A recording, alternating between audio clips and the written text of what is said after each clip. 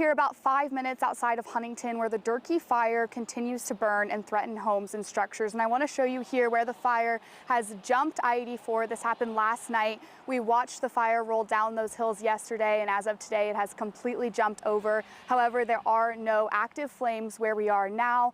And I want to note too, I-84 continues to have off and on closures from Ontario to Pendleton. Crews are monitoring the road conditions for visibility as well as if the fire activity is close to the road. As the 7th largest fire in Oregon's history burns, it's still not over. Residents are just now starting to return to their homes and assess the damage. So all my animals are good, my house is still standing. Matt Sott lives in Rye Valley and has been protecting his home from the Durkee fire, which started 1 week ago by lightning and is burning east of I-84. Scorching over 260,000 acres so far. And Matt says it's been a community effort. And I was helping my neighbors chase cows out of there because we knew it was coming. And his neighbors helped him when the fire surrounded his home. I feel pretty lucky because a lot of people weren't so lucky. I didn't have any animals hurt and my house is still standing and a lot of people weren't that lucky. Currently, these fires are the #1 fire priority in the nation. That includes the Badland Complex fire, which is burning over 23,000 acres west of I-84. Both are causing fear for residents throughout the state. And you know it's coming, but you don't know when and you don't know what to do. Tonight, officials say the towns of Rye Valley, Lime, Huntington, Richmond, and Durkee are still in danger. As of now, there are no reported structures that have been burned, but evacuation levels do remain in place. Reporting in Eastern Oregon, Abby Wilt, Idaho's News Channel 7. A 20-foot deck on the back of a tractor, lasers killing weeds. When the weeds are incredibly small, and by incredibly small, I'm talking about size of a dime. Dime or smaller, you want to get in and hit them then, because if you don't, then you're going to run into issues where the weeds will just run rampant. He says the problem with weeds are not the weeds itself, but the cost of chemicals and labor. A problem Carbon Robotics wanted to solve. The best way to figure that out was by using a laser to kill them. It's a combination of AI, cameras, sensors, and tractor power. So by using the AI and deep learning, it's able to determine the difference between a crop and a weed, and then tell the lasers to ultimately eliminate the weed within a millimeter of the crop. The tractor operator watches the tablet inside the tractor, which tells them how fast to drive based on the weed density in the field. Right now, the technology focuses on just specialty crops and can identify about 100 different ones. We are currently running on leafy veg, onions, carrots. Those would be round out the top 3. In this field, the laser is targeting broadleaf, purslane, goat heads, and puncture vine. At Obendorf Farms, their tractor sprayer has an 80-foot span and can spray more acres more quickly than the laser can zap. Compared to the laser weeder, which only hits about 6 rows at a time, but it runs all day and all night, making it the quickest form of weeding. In a field like the one we're in right now with about 50 acres, this would probably take us a little over 30 hours. The tool costs upwards of $1 million, but Obendorf Farms partnered with the farm in Texas to split the bill. When you have a northern hem and a southern hem, they might only be using this for 12, 14 weeks out of the year. So to split the cost of the unit, it's ideal to find a partner down south so that they can then use it for their piece of the season that's opposite from, up here in the Treasure Valley. Cole says the tool will head south in about 3 to 4 weeks. When it's done, the goal is to have a better product at the end. We're trying to figure out how we can get our onions in the field to be the best they can be. Sometimes you got to start at the beginning. And so we wanted to limit the amount of herbicide that we're actually using on our onions and keep them in full growth mode instead of rehab mode throughout the season. Obendorf still sprays pesticides and fungicides, but for now, herbicides they'll shield spray in between their rows and laser weed directly next to their crops so that the chemicals no longer make contact with the onions. I think as labor becomes harder to find and more expensive, this is ultimately the future of weed control in farming.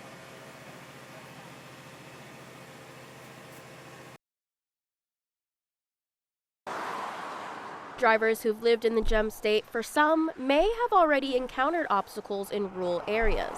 For newcomers, these encounters might come as a surprise. Today, it's tough because not only do you have traffic challenges, but you have different drivers. While driving near Idaho's farmland, you might encounter a tractor or even livestock. For Idaho farmers, springtime means tractors are often out on the rural roadways. We don't get to decide when things get done necessarily. Mother Nature decides when things get done, and we have to be prepared and willing to do that. At Obendorf Farm in Parma, they're planting crops for hops, onions, sugar beets, corn, wheat, and seed corn. Each different crop has a date it needs to be planted. Rural roads and bridges are often narrow, making it a challenge for wide farm equipment to travel between fields. We do farm right next to Highway 95 on both sides, east and west of Highway 95. So when needing to cross the highway or move to the next field, our equipment takes up a lot of room. The Obendorf tractors often encounter other drivers on the road being impatient.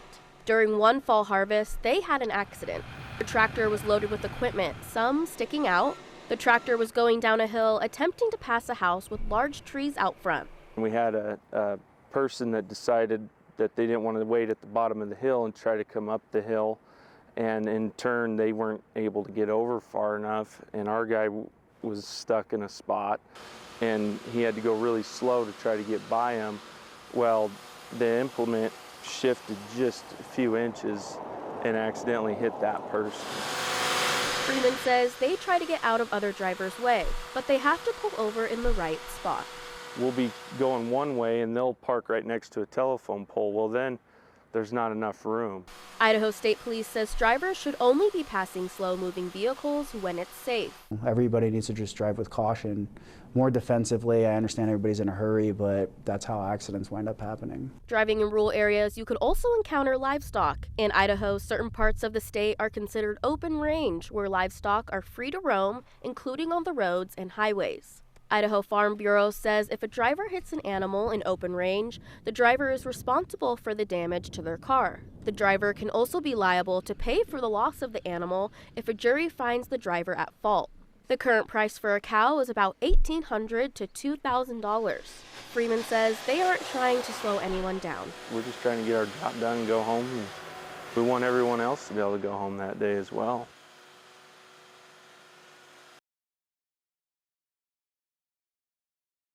When I was growing up in Meridian in the 90s, there was a slogan, "Idaho is too great for hate." It became a rallying cry for Idahoans who didn't want to see our home taken over by extremist hate groups. But what experts have told me is that phrase is really not a statement of fact, but rather aspirational. It's what we want to be as a state. Because today, it's not that hate is back in Idaho, it actually never left. This was a good day for our state in 2001 when the Aryan Nations compound in North Idaho was finally destroyed. After decades of spreading their racist, homophobic, xenophobic, and other forms of hate across the country from here in Idaho, the group's compound was literally dismantled after they were figuratively dismantled by communities standing together against their ignorance. The Southern Poverty Law Center, with Idaho's Kootenai County Task Force on Human Relations, bankrupted the Aryan Nations by winning a multi-million-dollar lawsuit against them. One of the leaders of that task force was Bill Wasmuth, the namesake of the Wasmuth Center for Human Rights. The mission for them now is the same as it was for Bill then. How are we, continuing to work across groups, across communities, across the state to really be louder and in saying that that is not who Idaho is. But the hard question we have to answer is that who Idaho is? When looking at the past few years, we can see numerous examples of violent extremism. In March, police say 2 Idaho men who were arrested for a hospital shooting, prisoner escape, and could be involved in a pair of murders are members of the Aryan Knights, a white supremacist prison gang. Last year, 31 members of a white nationalist hate group from 13 different states, including Idaho, were convicted of planning to riot at a pride parade in Coeur d'Alene in 2022. That same year, an Oregon man in Boise drove his car into people he believed were lesbians, burned pride flags, and assaulted a transgender librarian. In 2020, a group of men who recently moved to Boise were charged in a neo-Nazi plot to destroy the power grid in Idaho. And while police do not believe the mass shooting at the Boise Town Square Mall in 2021 was hate-motivated, sources say neo-Nazi literature was found in the trailer of Jacob Bergquist, who shot and killed a transgender security guard and a Mexican immigrant. Dr. Royce Hudson is a professor at Boise State and a researcher of violent extremism here and in the Middle East, with years of experience working for the State Department. He says hate has not returned to Idaho just recently. It's been here the whole time. It's ebbs and flows with sort of the prevailing sort of political winds. And so it never went away. So if it's always been here, why does Hudson say it's on the rise again? U.S. Attorney for the District of Idaho, Josh Hurwitz, says extremism is learned in two ways. First, from family and friends. The second avenue that's, I think, increased recently and accelerated probably because of the pandemic is sort of lone self-radicalized individuals who go down rabbit holes online. According to court records, that's exactly how the alleged leader of that neo-Nazi group, Liam Collins, was radicalized before recruiting others on a North Carolina military base.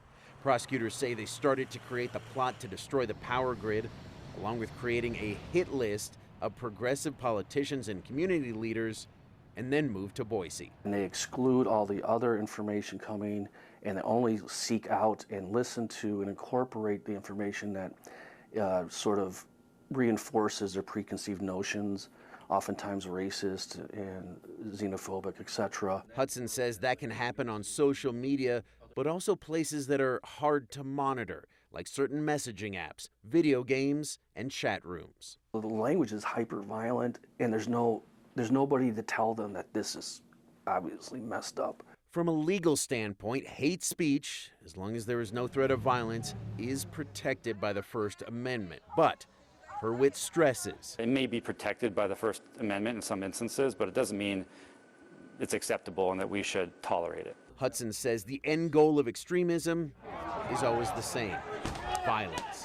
He says groups often talk about resetting the government through revolution and compare themselves to the founding fathers. And they can claim that they're patriots as a result of that. Hudson also points out that extremists don't just pose a threat to minority groups. So anyone that defends diversity, inclusion, could be potentially targeted by these groups. But it also breaks down the fabric of the entire community in terms of, are people fearful? Are they less trusting? Are they less willing to engage in what we need them to engage in from a civic perspective? So hate crimes really tear at the fabric of our society in a sort of a unique way. Tearing at the community spirit decades ago that inspired Idahoans who were not directly targeted by the Aryan nations to destroy them.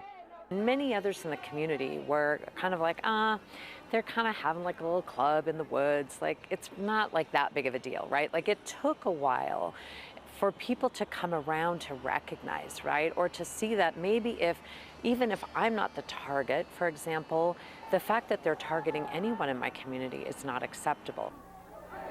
But what in the world would convince a person to embrace extremism? We're going to have the answer to that in the next part of this series as we hear from a man who was part of the Aryan nations right here in Idaho. Back to you.